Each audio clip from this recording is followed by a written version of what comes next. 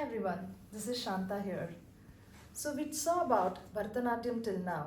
Let us discuss other classical art forms and see what Ram has to say about it. Go. Hi everyone, this is Shantha here.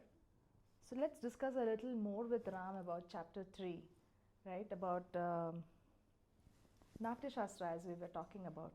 Can you explain a little more on the floral decorations and other things in Natya Shastra related to Bharatanatyam?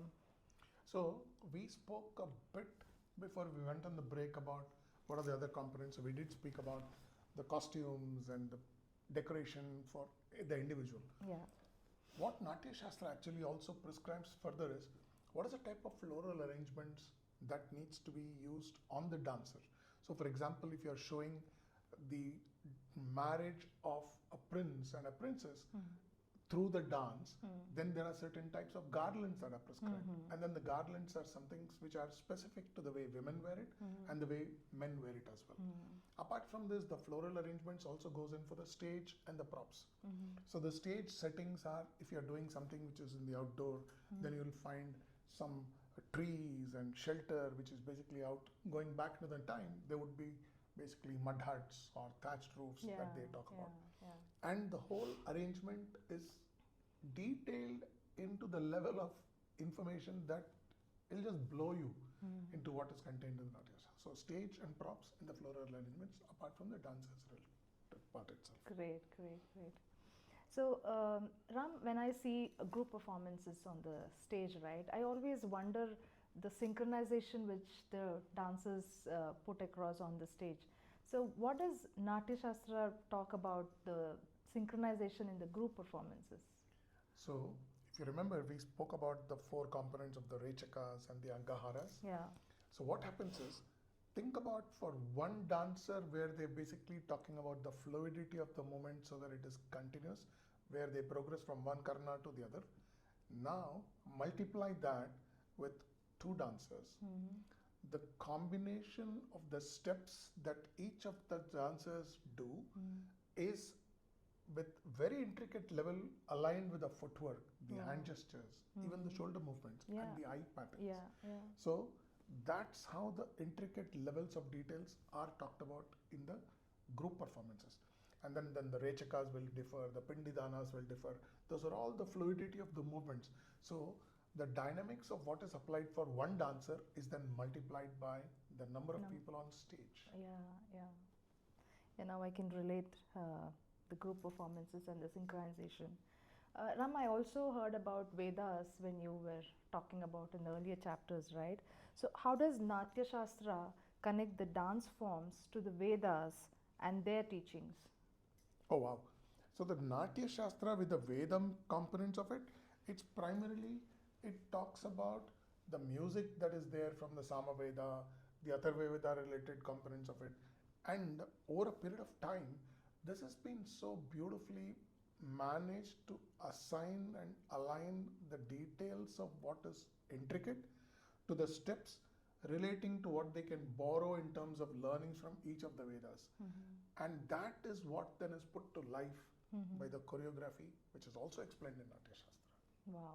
And then finds its way into the Bharatanatyam and the Northern part. Yeah, yeah, yeah.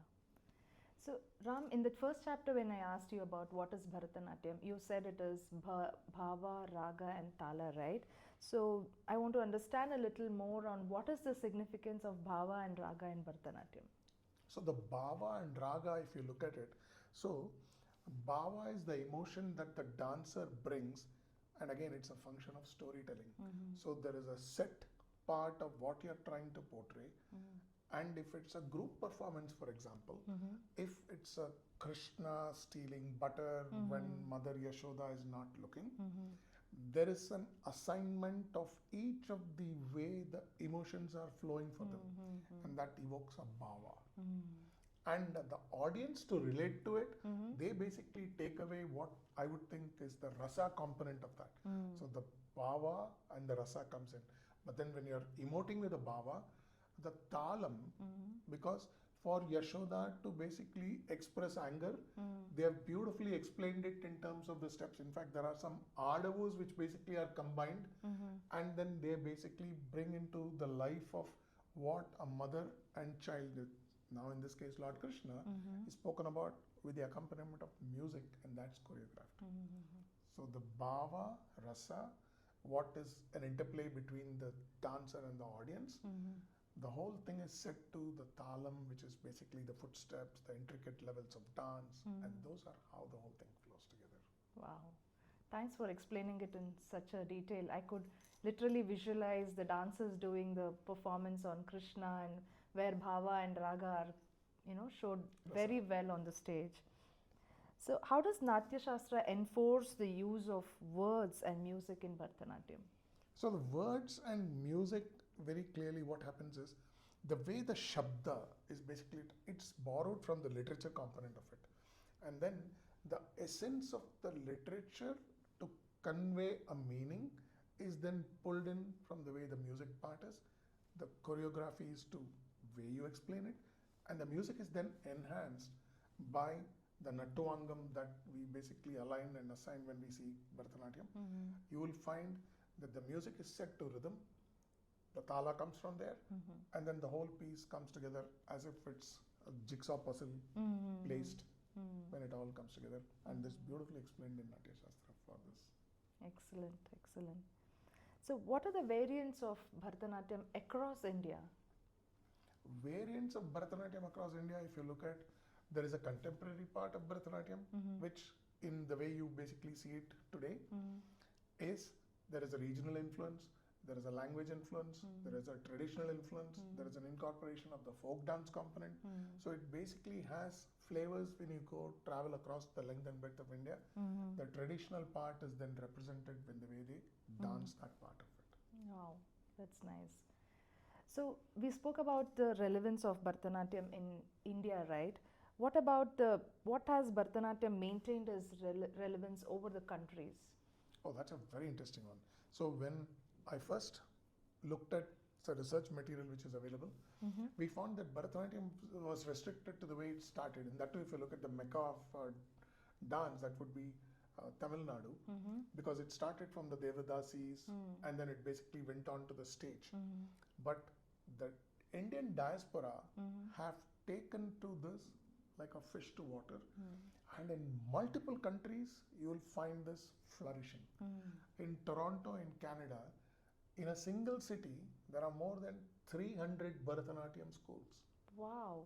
And that may possibly be an envy for even states like Tamil Nadu to think about. Absolutely. So the whole range of the dance, it flourishes in UK, Europe, Eastern Europe, in fact, have taken this and taken it to their dance ballet forms. So that is the impact that this dance has had on the Western culture as well. Excellent, excellent to know, Ram. I think you've covered it pretty well, and you've made the audience more curious to know what are the other classical forms of dance and how is it related to Bharatanatyam. So readers, please go and read chapter 3 to know more about it. Thanks Ram, for your time here.